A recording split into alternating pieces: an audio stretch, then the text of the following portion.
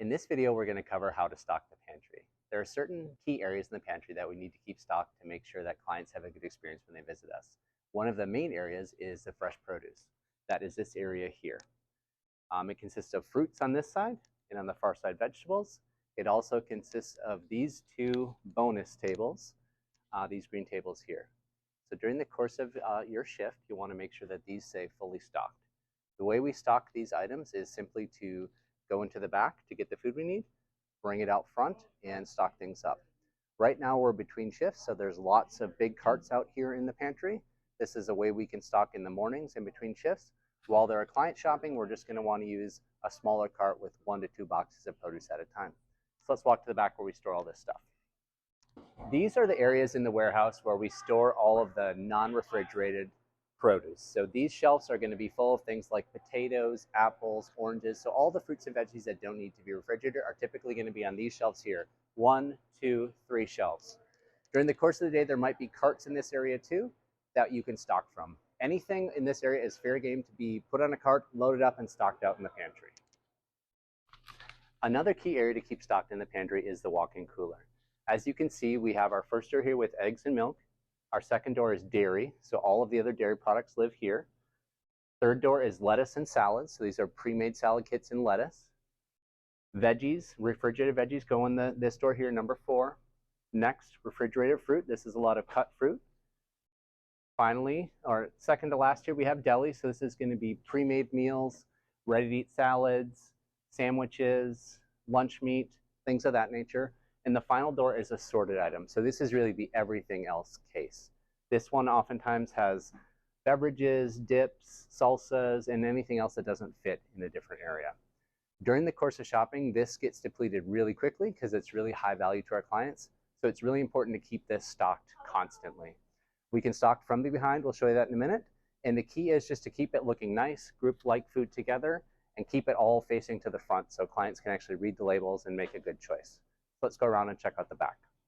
When stocking the walk-in refrigerator, the first thing to do is to stick your head in here and see what needs stocking. So you can walk down, see what shelves are looking empty and where we need more food. Keep an eye on the signs up at the top here. They're going to remind you what types of foods go in each door. So here's our assorted door, our deli door, etc. So the first step is to take a look at what we need. So I can see we need lots of deli, lots of fruit. There's salads we could use. So I'm going to go find that stuff and we'll come back in here. So the next step to stocking the walk-in is to find a 3-shelf U-boat like this and walk around the coolers in this part of the pantry and fill this up with the items you need. So my cart is fully loaded, so I'm going to head back into the walk-in. We have gloves and coats here if you need one, so grab one of those, bundle up, roll this in here. Always be sure to close the door. And we're going to start stocking. The easiest way to stock is to grab an empty milk crate, throw it down where you're going to be stocking. So if I was going to work here with this deli, I'd put that there. I'd grab a box of deli items, set it down here, and start stocking. Again, remember, keep all the like foods grouped together, labels facing forward, make it look nice and neat so clients can easily read the labels. Another area that's really important to keep stocked when you're stocking the pantry is the meat freezers. So we have 3 meat freezers. This freezer here is frozen food items. So this is going to be more packaged meals, sausages, hamburgers, anything that's like a packaged meal will live here. This is kind of, I think of this as the odds and ends. It's the non-standard frozen items. This freezer here is meant to be more your standard meat items. So your chicken, your beef, your pork, fish. Really, this is meant to be unseasoned, plain, quote unquote, plain meat. If we don't have it, we'll make do with other things, but that's the goal here. The third freezer is our red family freezer. So this is for our larger families. So the idea is we put larger items in here for those families to get a little more meat for their families. So in order to stock these, first we're going to come up here and see where we need more meat. And today we need lots of items for this. So if we could find chicken back there, if we could find steak, ground beef, I would definitely add that here. And it's pretty empty over there as well. So really I need a little bit of everything. So the next step is to head to the back, load up a cart, and come back up here. So here we are at our meat freezers. So basically, this entire row is meat freezers. Anything in here, as long as it's not labeled that it's being saved for some other distribution, it's available to be brought up to the pantry. We do have labels on these. I would recommend just ignoring those because the meat comes in so fast and goes out so fast that usually it's not organized according to these labels. So really what you need to do is open the doors and see what we have. So now that I have my meat here, I'm just gonna begin getting it put into the freezer in a way that looks nice. Before you start, you can definitely reorganize things to make space. Again, we're just trying to keep things organized where we have the same types of items in the same area. If you find anything that's open like this, that has to be composted and thrown away. So I'm just going to take this, throw it in my cart, and bring that to the compost later, and then start adding your meat. So I'm going to load this up with ground chicken. And we go through so much, you really can load all the way up to this level. Just try and make it look nice and neat.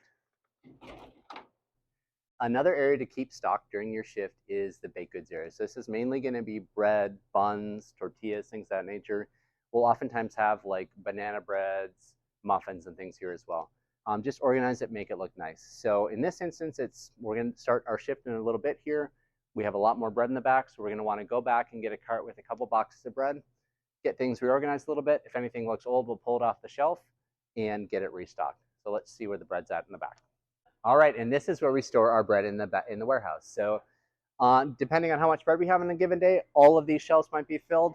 This area might be filled as well. Again, if it's not labeled and marked that it's being reserved for an offsite, it's all fair game to go up front. Grab yourself a cart like this one. Be better to get one that's empty. Put 2 or 3 boxes on the cart, bring it out front, and start loading up. So I know the top thing is always going to be sliced bread, so I would always look for sliced bread first. Buns, we always have way more than we can use, so I would always aim for sliced bread, then maybe muffins and more interesting breads like that, and last would be buns. So another important part of the store to keep stocked is the non-perishable food items, and that's really the entire center of the pantry here. And this includes some also non-food items. So we have, for example, bonus items over here, our household and personal care. We have pet food, and then baby supplies around the outside of the pantry. To start stocking in this area, the first thing you're going to want to do is walk the store and see where we need to get food. We do have this document in the back, a stock doc you can use. You're welcome to bring a piece of paper or use your phone just to make a quick list, and then go try and find it in the back before you. If you don't make a list, you're going to forget. So I always recommend using this cheat sheet or another method to make sure you know what you need. So as you walk through, you'll see here we have our soups and sauces, fruits and vegetables in cans on these 2 shelves. In the center of the store, we have breakfast items and beverages. Here we have packaged meals, pasta and rice, and condiments. So right away I'm seeing we don't have a lot in the packaged meals down here. So if we have any stuffing, any instant potatoes, any other items, hamburger helper that might fit here, that's something I would probably want to add to my list. Again, if I look at beverages, I'm seeing a lot of empty space here, so I'd want to look in the back to see if we have beverages we could fill this up with. This side is protein, and you'll see that's everything from dried beans to canned canned and packaged meat to peanut butter. This is looking pretty good, but I see here we don't have anything for pork and beans. Kidney beans is pretty low, so those are some things I could add to my list. Don't have many white beans, so those are, again, things I could add to my list. Then go in the back and see what I can find. So in this portion of the warehouse, we store all of the non-perishable food items, basically anything that's, dry goods, boxed food, canned food, anything that doesn't need refrigeration. So this is where you're going to find all the items you need to stock the center of the pantry. So here I have my list. I'm going to basically start by grabbing a cart and then walking through here to find the items I need. Your first time here, it's good to spend a little time just getting your bearings in here because there's a lot of food, so it will take you a couple minutes to find things. No big deal. So just grab your cart, start walking through, load the cart with what you need, and then bring it out to the pantry. All right, to sum it up, stocking the pantry is a job that's going to keep you super busy and you're going to have a ton of fun. The key things to keep in mind is that we want the whole store to stay stocked during the entire shift. Keep your eyes peeled to see which areas might need help, and don't get laser focused on one area to the detriment of another. Work with the other volunteers who are here, talk to staff, ask questions, but the key is to keep moving around the pantry, keep your eyes peeled to see where we need more food, and then spend your time in that area until it is well stocked. Thank you.